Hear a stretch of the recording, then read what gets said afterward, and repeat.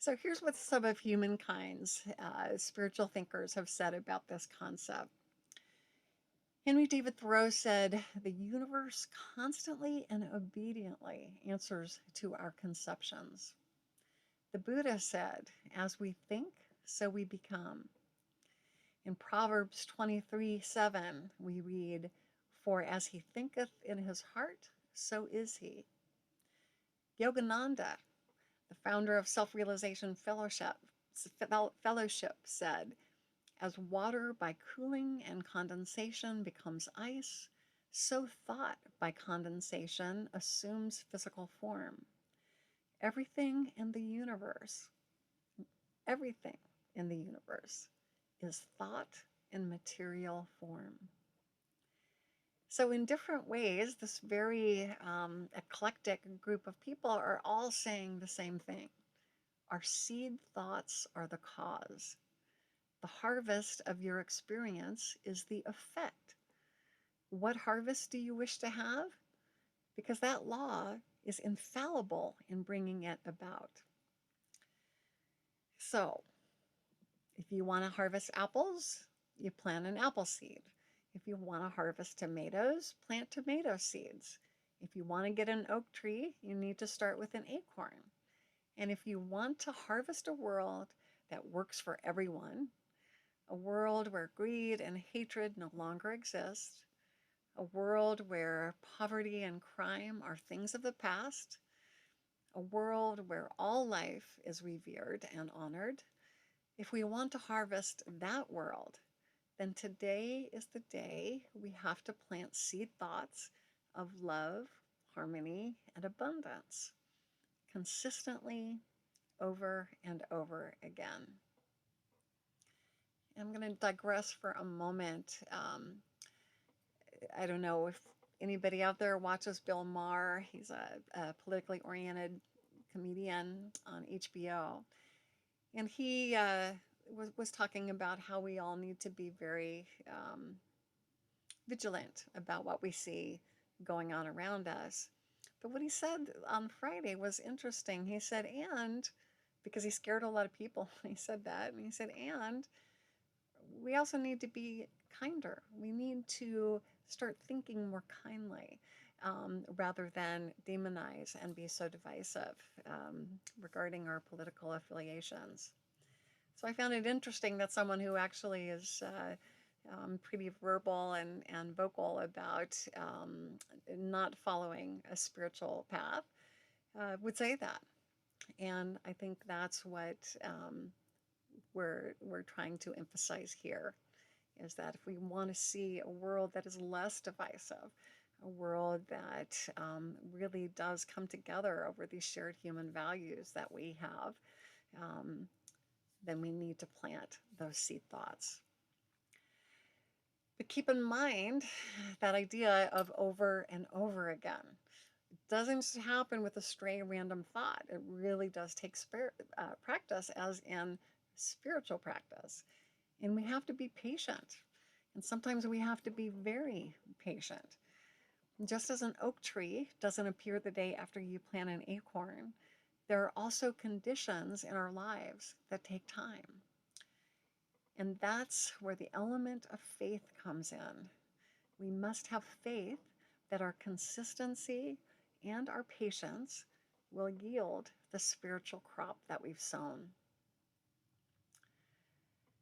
Now, there's a story about Ernest Holmes, who I quoted a few minutes ago, teaching a children's church class one Sunday. And he was teaching about this law and used the illustrations of a hen sitting on her eggs.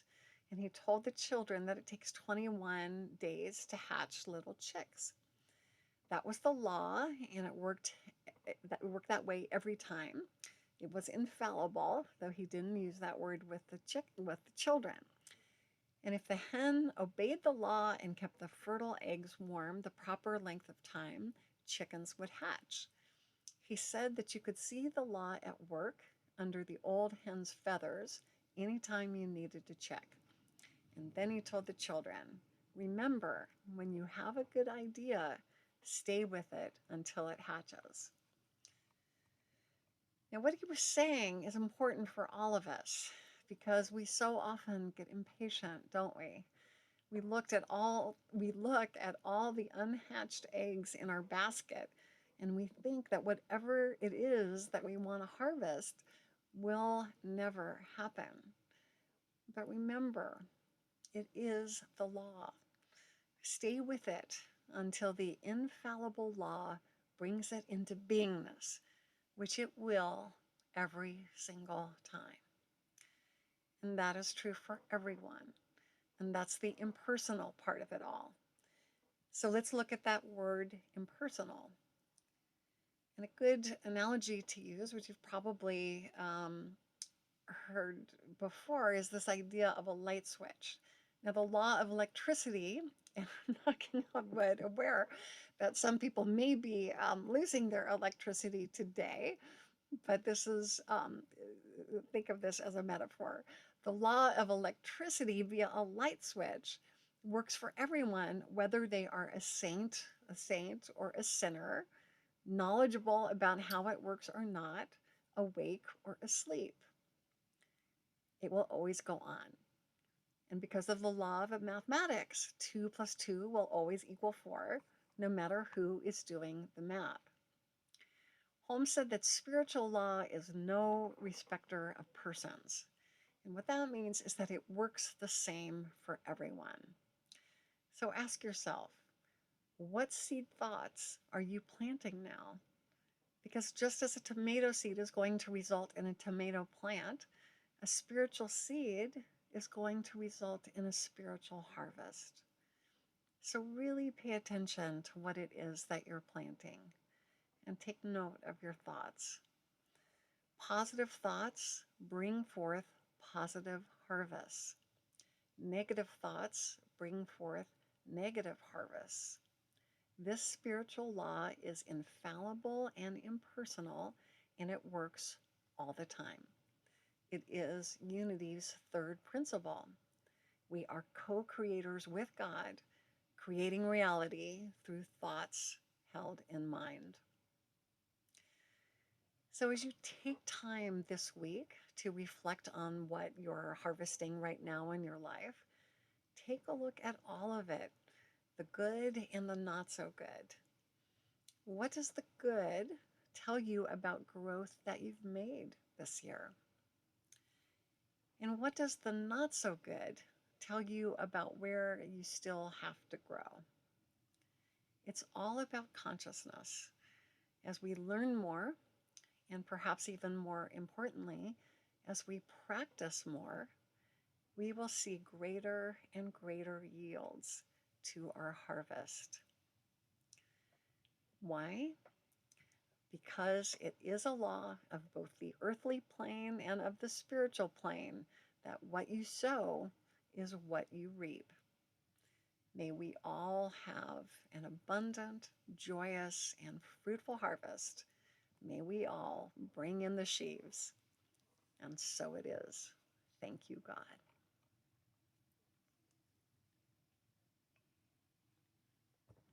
And having done this for a year and a half, but Michael and I got out of practice because we haven't done this for a while. So, and Michael, I've got my iPad. If you wanna, we'll see if this works a little bit better. And I want to do a quick sound check. Can you hear my voice over the Yes, music? it Yeah. sounds good. Sounds good. All right. So I want to invite you now to allow yourself to get comfortable as we move into our meditation time. To close your eyes, to take a few slow, deep breaths, and begin to relax. And let the music begin to draw your awareness inward. And as you breathe, feel your attention moving deeper and deeper within.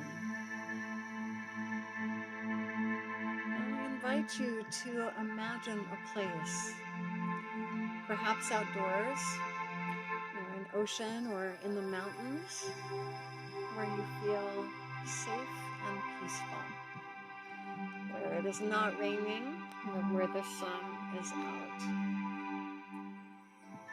And look around you. Just feel whatever it is that you're sitting against or lying upon. Listen to the sounds of the place and smell its rich fragrance. And now that you're in this special place, feeling so safe and peaceful, I invite you to consider the following question. What have my past thoughts, actions, and beliefs harvested this year? Give yourself a moment to look back through the last 10 months of the year and notice what you see. What have you harvested? What have your past thoughts, actions, and beliefs harvested this year?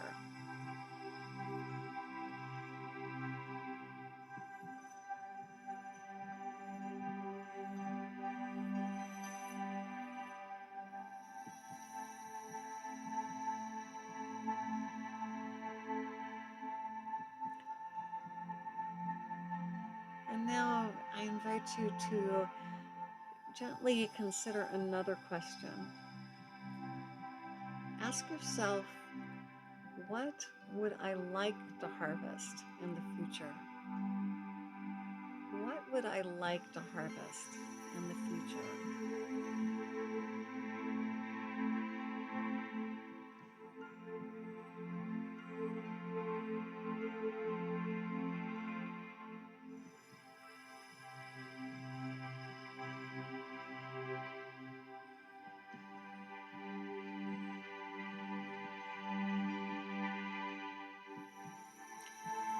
And now that you've had a chance to begin thinking ahead, and this will be a process that will go on for the next couple months, I'm sure. Now that you've had a chance to begin setting your intentions for the future, consider this question that will bring you right into the present. What bounty, what grace am I harvesting right now all around me? What bounty, what grace am I harvesting right now all around me?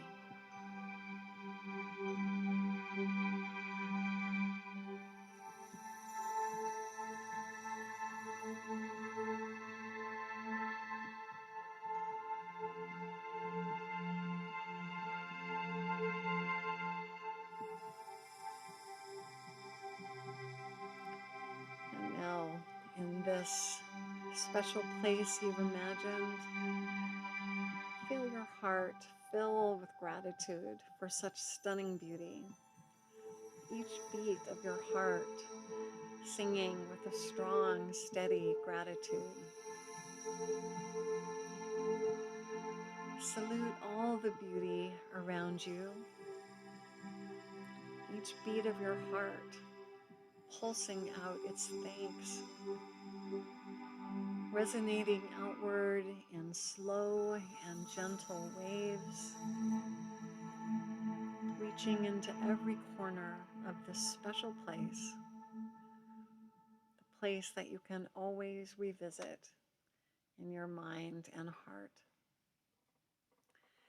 And know deeply that you are always giving and receiving, sowing and reaping, planting and harvesting, ever surrounded by beauty and abundance and divine love, now and always, always. And now slowly, gently allow yourself to come back to this place and time, knowing that you can return to your inner sanctuary at any time to that beautiful place you envisioned, and to those wonderful questions about what you have harvested and what you would like to harvest, and what beauty and grace, what bounty and grace you are harvesting now. Moving your fingers and your feet. When you're ready, come back to waking consciousness and open your eyes.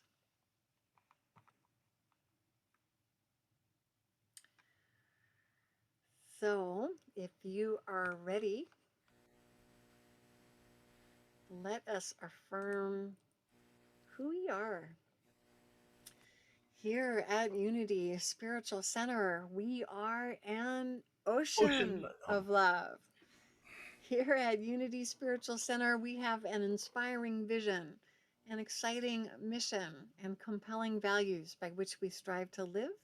And I invite you in joining with me in saying them aloud together. Well, we won't be able to hear each other, but let's say them aloud together. Our vision is centered in God. We co-create a world powerfully transformed through the growing movement of shared spiritual awakening. Our mission is we are a creative, joy-filled spiritual community dedicated to healing, inspiring, and transforming the lives of all people through prayer, education, and love. And our values are, we are spirit-led, generous with resources, inclusive, joyously creative, and guided by integrity.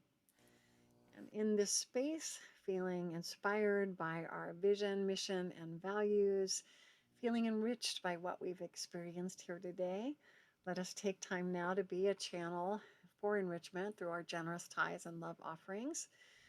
As Michael sings another beautiful song, please take that time to write a check out to USC, or you'll be able to make a donation online using the link provided in the chat if you have that handy, Valerie. And if not, you can just go to our webpage, which is www.unitysf.org, and you'll see a donation button right there at the top. Practicing the principle of tithing ourselves. Thank you, Michael. As a spiritual community, we are pleased to tithe 10% of the offering collected every Sunday to various Unity organizations and local nonprofits serving our city. So let's take time now to bless our tithes and love offerings, placing them in our hands or next to our hearts as we say our offertory prayer.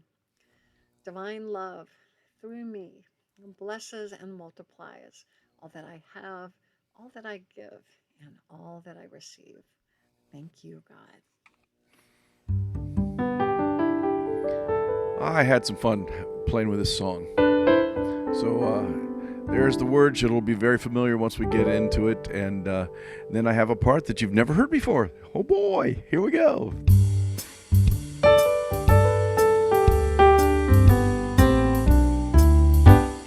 Oh, shine on, harvest moon, up in the sky, light my way to heaven in January, February, June, and July. Snow time, ain't no time to stay in your cocoon. So shine on, harvest moon, for me and my pals. The grapes are crushed and the plow is put away. We've stored the seed to plant another day. The sun is setting and the air begins to chill. We're set and ready. We've even covered up the grill. Actually, that would be a lie. I didn't do it today. Oh, boy. I'm bad. Okay. So shine on, harvest moon, up in the sky. Light my way to heaven in January, February, June, and July. Snow time, ain't no time to stay in your cocoon. So shine on, Shine on, harvest moon, for me and my pals. The leaves are gathered in a pile beside the yard. The squirrels are extra busy, the dogs are all on guard. Soon the rains will come, yep, it's working, and the winds begin to blow, that too. We're basking in this moment as God puts on a show. So shine on, harvest moon, up in the sky. Light my way to heaven in January, February, June, and July. And snow time ain't no time to stay in your cocoon. So shine on, harvest moon, for me and my pals. And there you have it. Excellent. Let's give that a round of applause. Thank you all. All right.